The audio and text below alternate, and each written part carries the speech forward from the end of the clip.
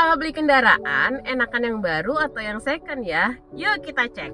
Ada prinsip teman-teman yang mungkin teman-teman sudah ketahui bahwa ketika sebuah kendaraan baru itu pulang ke rumah, nyampe di garasi, sebenarnya secara value nilainya itu sudah turun 30%. Yes, 30%. Jadi kalau teman-teman nih misalnya beli mobil harga 1 miliar, sebenarnya ketika dia dibawa ke garasi nilainya itu udah jadi 700 juta, teman-teman. Itu prinsip yang berlaku, makanya banyak orang yang seneng banget sama mobil-mobil yang second. Nah, tapi di luar itu juga, teman-teman ketika kita membeli kendaraan, kita harus memperhatikan dua hal. Yang pertama adalah budget. Budget ini teman-teman klise banget, tapi ini benar-benar harus disesuaikan dengan kondisi keuangan kita, terutama teman-teman yang akhirnya menggunakan platform cicilan, akhirnya punya kendaraan dengan menggunakan cicilan atau kredit kendaraan bermotor.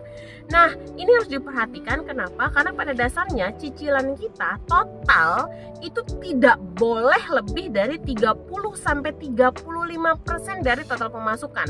Jadi kalau total pemasukan kita adalah 10 juta rupiah, maka sebenarnya kita boleh mencicil setiap bulan total semua cicilan kita, mau mobil, mau rumah, mau motor gitu ya, total semua itu sebenarnya tidak boleh lebih dari 3,5 juta lah gitu.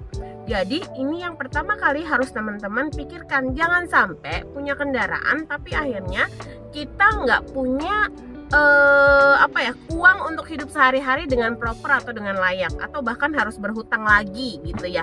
Karena apa teman-teman, ketika memiliki kendaraan baru baik yang bermotor maupun maupun mobil gitu ya, motor maupun mobil, itu artinya kita ada tambahan keuangan baru. Untuk apa? Untuk mengurus kendaraan tersebut, betul tidak? Yang kedua adalah kita harus menyesuaikan dengan fungsi dan kebutuhan. 2022 saya itu ngejual mobil lama saya dan saya menggantinya dengan mobil dengan spesifikasi yang jauh lebih rendah di yang saya pakai sekarang gitu ya. Kenapa? Karena memang itu kebutuhan saya dan aktivitasnya juga nggak banyak, jadi nggak perlu mobil yang cukup yang gimana gitu ya. Jadi disesuaikan aja dengan kebutuhan kita masing-masing. Nggak perlu malu, nggak perlu dilihat kanan kiri depan belakang, yang paling tahu adalah diri kita sendiri. Jadi teman-teman, ayo diperhatikan sebelum mau beli motor ataupun mobil, pilih yang paling sesuai dengan kebutuhan dan dengan budget kamu.